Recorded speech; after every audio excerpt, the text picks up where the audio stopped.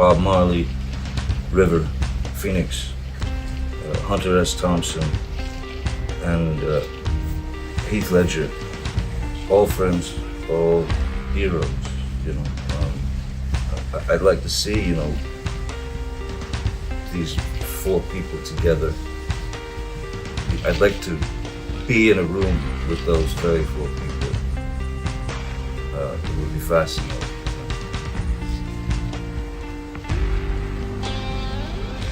Hunter, of course, he had a bit more time on the planet than some of those guys did. As Hunter's voice will always live through his books and such, they will always live through their films and their own words and whatnot. I knew Heath. It was Gilliam actually who introduced us, and Terry Gilliam.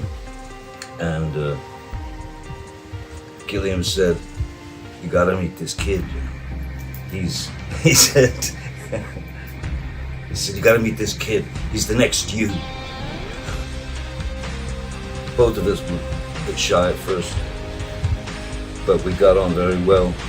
We spent some time, hung out together in Venice, Italy, a little bit during the festival.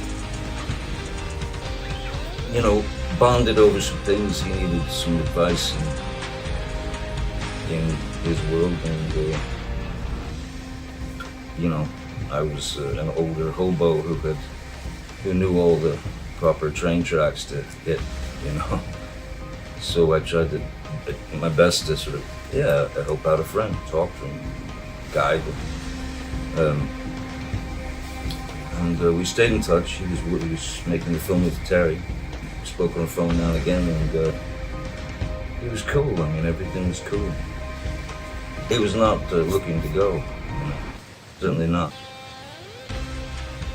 As I said, they didn't have enough time on this earth. But the time that they did have, they certainly planted, you know, their individuality, their uniqueness, their world, their heart, their emotions, their senses of humor out there into the world. So we know them.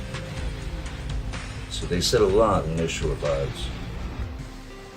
Bob Marley, another hero, another legend. Marley's words, if you take even one song, let's take the song War, until the philosophy which holds one race superior and another inferior is finally and permanently discredited and abandoned, everywhere is war. That's one verse.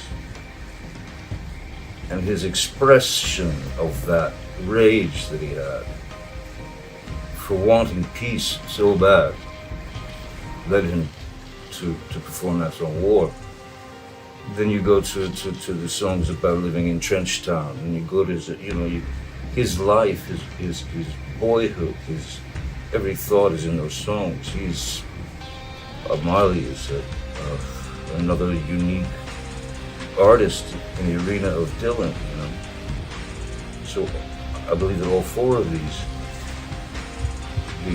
fellas contributed an enormous amount to the world, which we continue to live on.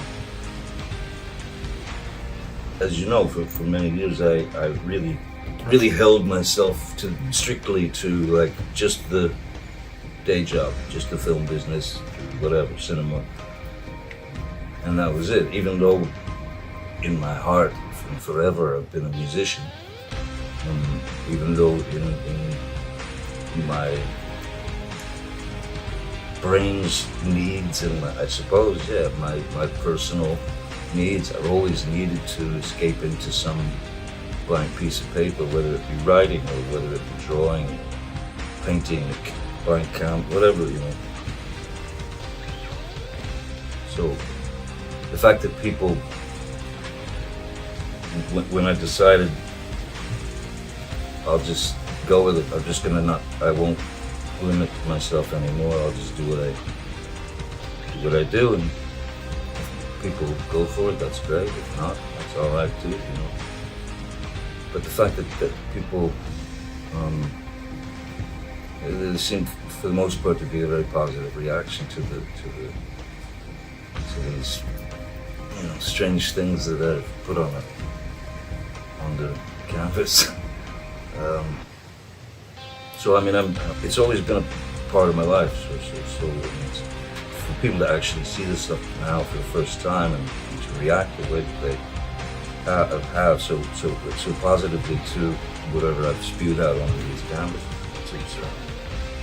It's very moving, very touching. I'm glad they're interested.